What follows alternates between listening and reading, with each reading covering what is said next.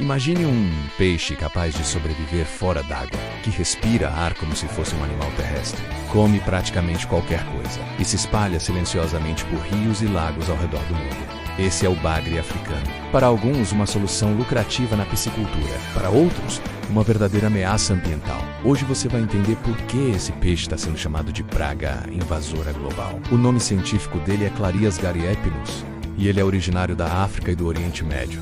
Mas o que torna esse peixe tão especial? Primeiro, ele pode respirar oxigênio direto do ar. Isso mesmo, ele tem um órgão que funciona como um pulmão primitivo, permitindo que sobreviva em águas muito poluídas ou com baixíssimo oxigênio, onde outros peixes morreriam. Ele também cresce muito rápido e é extremamente resistente. E a característica mais impressionante, ele consegue viver fora da água por horas, desde que seu corpo se mantenha úmido. Essa combinação de superpoderes faz dele um sobrevivente nato. Mas essa mesma resiliência é o que o torna tão perigoso quando está no lugar errado. Então, como um peixe africano foi parar em tantos cantos do planeta? A resposta é simples.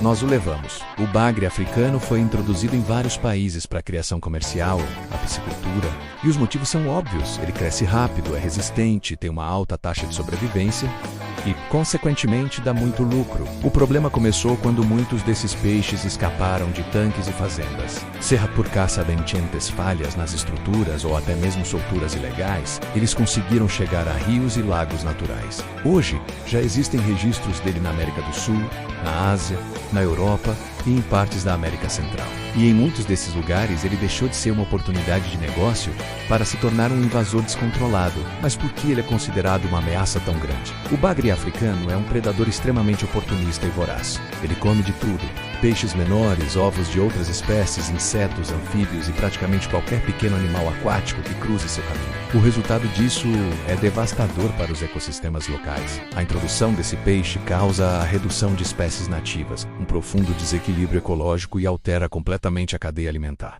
Além disso, ele compete diretamente por espaço e alimento com os peixes locais. E como ele é muito mais resistente na maioria das vezes, ele vence essa disputa, dominando o ambiente e empurrando as espécies nativas para a extinção. E no Brasil, qual é a situação? O bagre africano foi introduzido aqui na década de 1980, também com o objetivo de impulsionar a piscicultura. Inicialmente, alguns estados até permitiram e incentivaram sua criação. No entanto, com o passar do tempo, os relatos de problemas começaram a surgir. Pescadores e biólogos começaram a notar um claro impacto ambiental com a diminuição de espécies nativas em rios e açudes onde o bagre africano aparecia. Hoje, a situação mudou bastante. Existem restrições severas em várias regiões do país, e em muitos lugares a criação desse peixe é proibida ou altamente controlada, para tentar conter sua expansão e proteger nossa biodiversidade. Agora, aquela pergunta que não quer calar: ele realmente anda fora d'água? Sim, mas não é como você vê nos filmes. Ele não sai caminhando por aí como um animal terrestre. Porém, ele consegue se mover em solo úmido, se contorcendo e usando o corpo e as nadadeiras para se arrastar. Essa habilidade incrível serve para que ele possa migrar entre poças d'água durante períodos de seca ou para escapar de ambientes que se tornaram hostis. É um mecanismo de sobrevivência impressionante, mas que ao mesmo tempo aumenta ainda mais seu potencial de invasão, permitindo que ele colonize novos corpos d'água por conta própria.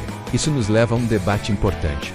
O bagre africano é um vilão ou uma solução? Para os produtores, as vantagens são claras. É um peixe lucrativo, resistente e muito fácil de criar. É uma fonte de renda e alimento. Já para os ambientalistas, o cenário é outro.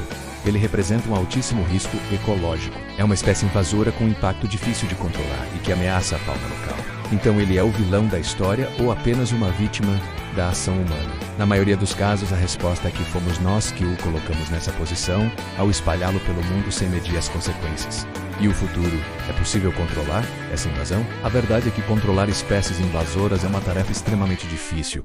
E cara, depois que uma espécie como o bagre africano se estabelece na natureza e começa a se reproduzir, erradicá-la se torna quase impossível. O foco então se volta para a contenção e a prevenção. Isso inclui uma fiscalização mais rigorosa para evitar fugas e solturas, programas de educação ambiental para conscientizar a população sobre os riscos e a proibição total da soltura desses animais em ambientes naturais. A prevenção é sem dúvida a única solução realmente eficaz. No fim das contas, o bagre africano não é uma criatura maligna. Ele apenas faz o que a natureza o programou para fazer: sobreviver e prosperar. Mas a sua história é um exemplo poderoso do que acontece quando uma espécie é retirada de seu habitat natural e colocada em um ecossistema que não está preparado para ela. As consequências podem ser enormes e, muitas vezes, irreversíveis.